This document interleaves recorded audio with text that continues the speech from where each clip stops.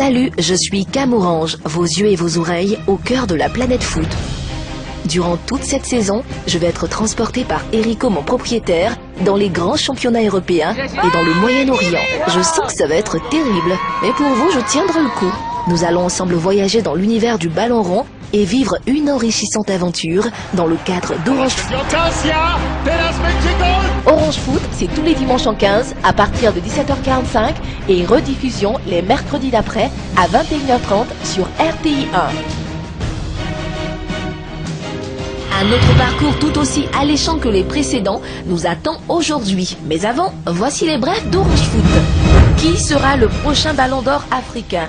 On connaît depuis quelques jours les nominés pour le prochain Ballon d'Or africain. Dans cette liste figurent 3 Ivoiriens, Didier Drogba, Yaya Touré et Gervinho.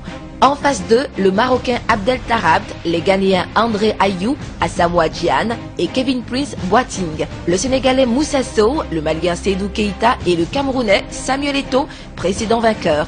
Qui succédera donc à ce dernier? Rendez-vous le jeudi 22 décembre prochain à Accra.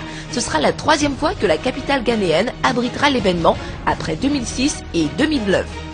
Nouvelle aventure, nouvelle tunique. Vous avez dû le constater lors du match amical contre l'Afrique du Sud il y a une semaine. Les éléphants de Côte d'Ivoire arboraient un nouveau maillot. Eh bien, l'équipementier Puma a dévoilé la nouvelle tunique de la sélection ivoirienne, mais également celle des équipes africaines qui l'habillent. La particularité de cette tunique, c'est que les motifs qui y figurent ont été dessinés par des artistes de chacun de ces pays. Kader Keita, roi d'Asie. Retour gagnant pour Abdulkader Keita au Qatar. Engagé en Ligue des champions d'Asie, l'international ivoirien et son club d'Al Sadd. Ce sacre justifie clairement les intentions de l'ancien Lyonnais qui veut faire partie du groupe de Zawi lors de la CAN 2012. En route pour 2014, c'est parti pour les éliminatoires du Mondial 2014 au Brésil. Depuis le week-end dernier, les 24 équipes les moins bien classées de l'indice FIFA ont entamé la première phase de ces éliminatoires.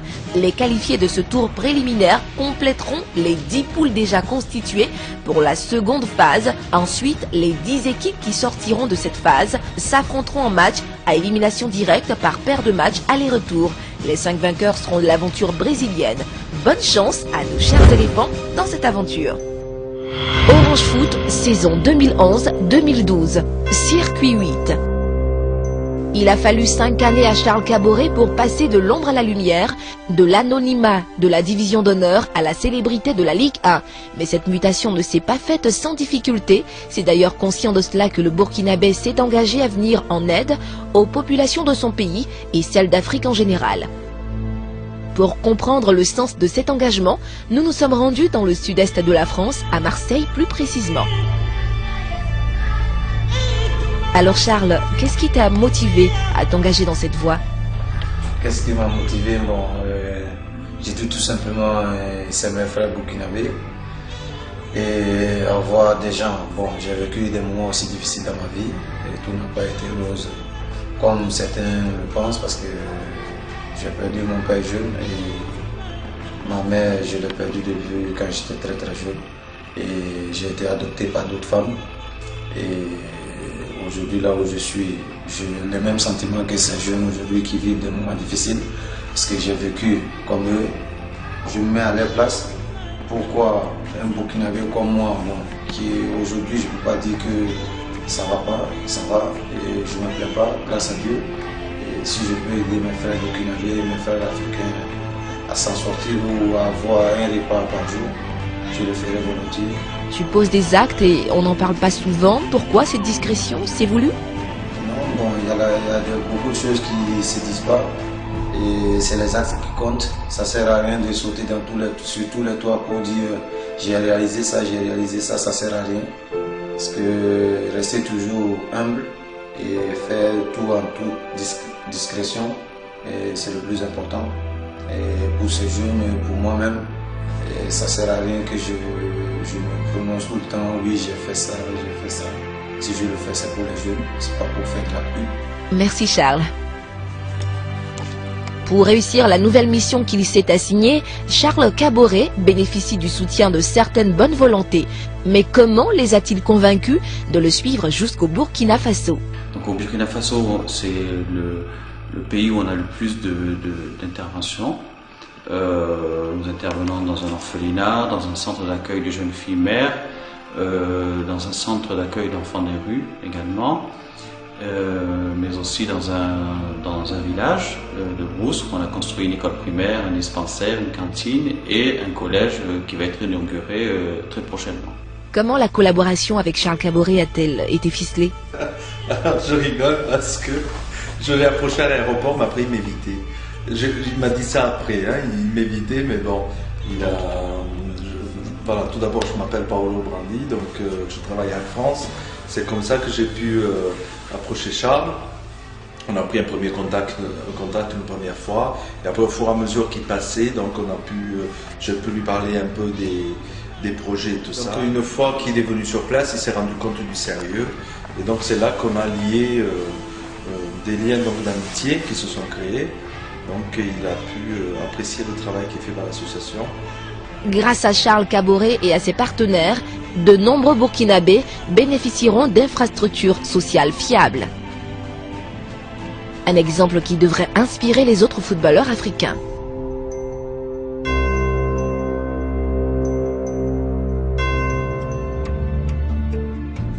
Regagnons maintenant Paris, la deuxième destination de ce circuit. 26 juin 2003, stade de Gerland, à Lyon, Coupe des Confédérations de la FIFA. Pendant le match Cameroun-Colombie, Marc-Vivien Foé s'écroule sur le terrain, les yeux révulsés. Transporté à l'hôpital, il meurt au bout de 30 minutes. Selon l'autopsie pratiquée plus tard, une crise cardiaque consécutive à une malformation congénitale est à la base de cette tragique disparition. RFI, Radio France Internationale, a décidé de lui rendre hommage à travers un prix qui porte son nom. Ce prix récompense le meilleur joueur du championnat de France. Et cette année, Gervinho en est le lauréat. Je pense que c'est incontestablement le meilleur joueur africain qui joue en France. Je pense même que c'est un des meilleurs joueurs africains qui joue en Europe.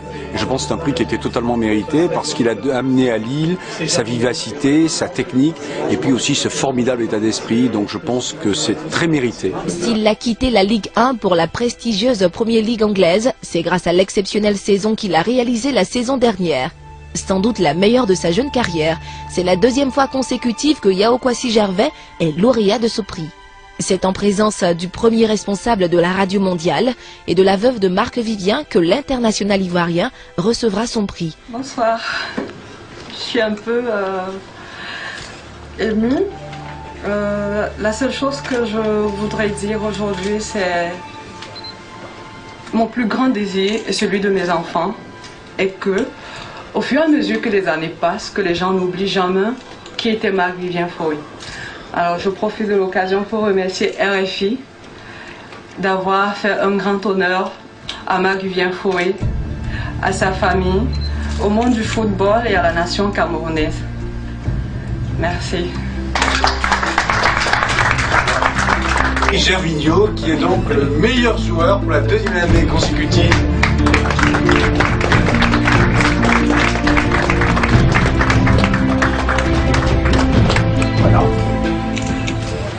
C'est un grand plaisir pour moi de te le remettre parce que c'est le premier trophée et je te souhaite une très longue carrière et surtout, reste toi-même, d'accord?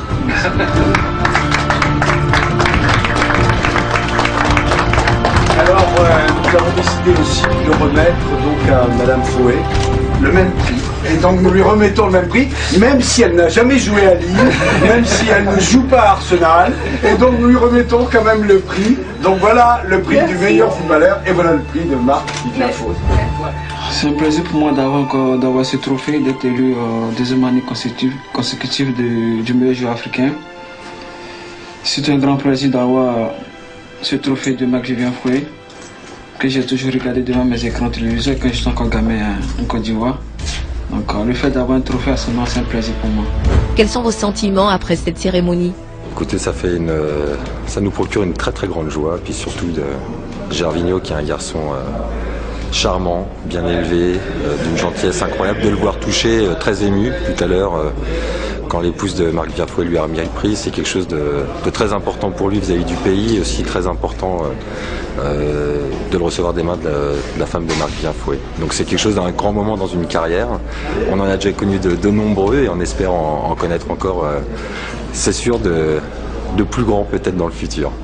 Oh, ben merci beaucoup, c'est adorable, merci. Je dirai à votre président la semaine prochaine que je vais même donner votre maillot. Alors vous voyez, hein. C'est un très grand honneur pour lui, c'est un très grand honneur pour le Club du Mans qui l'a aidé à se former et qui a mis un pied à sa carrière. C'est quelqu'un d'attachant, c'est quelqu'un de généreux, c'est quelqu'un vraiment c'est quelqu'un de fidèle à nos valeurs du Mans, et on est très fiers de son parcours. Juste après avoir reçu son trophée, Gervinho est l'invité de l'émission Radio Foot International dans les studios de RFI. Vous l'écoutez beaucoup là-bas à Londres?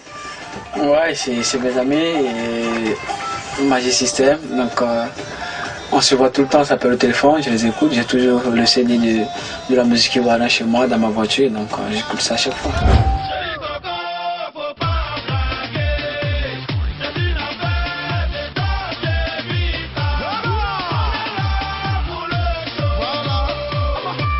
Cette cérémonie a été l'occasion pour de nombreux médias de tenter d'obtenir une interview avec le footballeur ivoirien en ce début de saison. Certains y sont parvenus, nous aussi. Alors champion, qu'est-ce que tu ressens après ce que tu viens de vivre? C'est un plaisir d'avoir le trophée RFI, Marc-Vivien Foué, d'être élu meilleur joueur africain en 2011. Donc je pense qu'il y a pas mal de bons joueurs africains. Donc le fait d'avoir ce trophée pour moi, c'était vraiment une joie, surtout le premier trophée qui est attribué à Marc-Vivien Foué, et je suis content. Salut à la Côte d'Ivoire. En janvier prochain, Gervinho pourrait décrocher une autre couronne, celle du footballeur africain de l'année. Nous lui souhaitons bonne chance. Supporter un jour, supporter toujours. La dernière escale de ce circuit va se faire en compagnie de cette jeune comédienne ivoirienne qui a joué dans l'une de ces séries que vous avez certainement aimées. Quel est ton plus beau souvenir en tant que supportrice des éléphants? Le meilleur souvenir que je garde des éléphants de Côte d'Ivoire, c'est quand on pensait être éliminé face au Cameroun et qu'après au Soudan, nous avons été qualifiés pour la Coupe du Monde. C'était un moment fort pour les Ivoiriens, c'était tout simplement parfait. Ton pire souvenir? Le pire souvenir, c'est en Égypte pour la Coupe d'Afrique, quand on n'a pas remporté la finale. Mais on n'avait pas démérité, on était vice-champion. On a réservé un accueil très chaleureux aux éléphants. Mais moi, j'aurais aimé qu'on ait cette coupe-là, et donc je garde ça comme le pire, parce qu'on était allé si loin et il fallait qu'on revienne avec la coupe. Mais c'est pas grave, de toute façon, c'est les meilleurs en Afrique. Si je peux, j'en profite pour dire félicitations à Gervinho qui vient de remporter le prix Marc-Vivien Foué ici à Paris. Félicitations, frangin. Oui, Gervinho, tu nous as promis une interview tout en anglais. On l'attend et on espère que tu vas cartonner sur ce coup-là. On t'attend.